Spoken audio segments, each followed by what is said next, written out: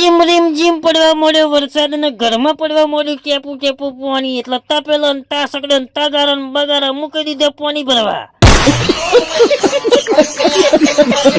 3-4 દિવસથી આપણે હતા બીમાર ને ફરી આજે થઈ ગયા આપણે હાજર એટલે જવાનું તો આપણે બળિયાદેવ મહારાજે બાધા કરવા એકડી જેલા બાઇક લઈને આવી જેલા ફરી મહારાજના મંદિરે નહીં આગળ આવીને મેલ આગળ લીધું પહોંચીને બાધામાં કરી નાખ્યું નારિયેલ ને ફરી અગરબત્તી મહારાજના મંદિરે ફરી આપણે વળી જેલા પાસે ને ફરી તો આવી જેલા ક્ષેત્ર હોરા પગલી વાળી શેડી ઉપર